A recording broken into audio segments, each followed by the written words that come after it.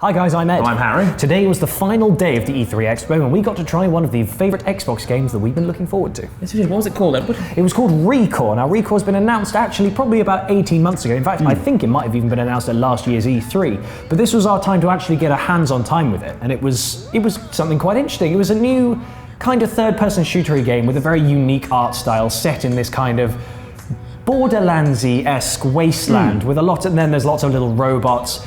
And the kind of real thing that made it unique was the ammo and shooting system and the enemy system. Yes, so each enemy has a different sort of colour assigned to it, and you need to choose the ammo that will work best to attack that enemy.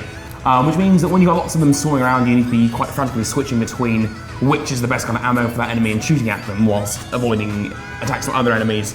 Yeah, it's an interesting mechanic and it worked quite well.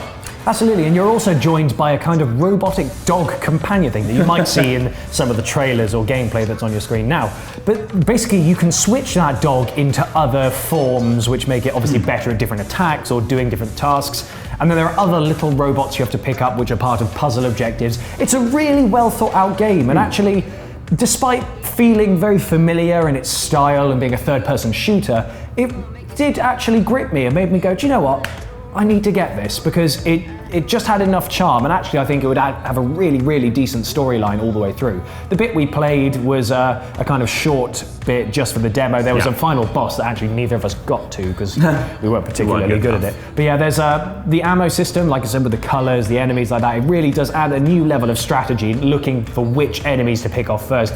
Typically there are these big red ones that like throw big lava rocks at you and stuff, and you want to get rid of them so you can take out the other things that are bombarding you. It was really good. It really makes you, it's quite cerebral in that way. It was, yeah. I mean, what I found this conference E3 has certainly been that Xbox has had a very strong showing. I don't own an Xbox myself, an Xbox One that is, and it's given me reasons to get one. That said, both these games we played over the past few days have been available on cross-buy, which means if you get them, you'll get them on both PC and Xbox, which is a fantastic feature. Because we actually got to play this one not on an Xbox One, it was actually on the Windows 10 PC. And so this is actually the first time we've tried cross-buy, now that I think about it. I didn't even realise we'd done that. Very true. But yeah, it works seamlessly. I was kind of disappointed because I almost thought having a Windows 10 version of a game would mean it's, 1080p and 60 frames per second and really high energy graphics, but I imagine it's kind of more restricted because obviously it's not a complete PC port, it's just an actual kind of copy over of the Xbox One, so it'll still be limited by technology, but still looked fantastic. And I can't remember, did they say they had a release date for it?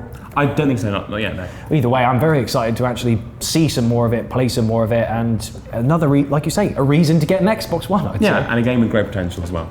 Absolutely. So guys, we hope you've enjoyed our initial reactions to this. Be sure to stick around on GameHog for some more of our E3 news from today. See you then, guys. Bye. Basically, you can all do different things. You have, in traditional Rare style, an accordion. I'm a big fan because it's kind of a new kind of premise, a new take on it, I suppose. It is. I think it must have had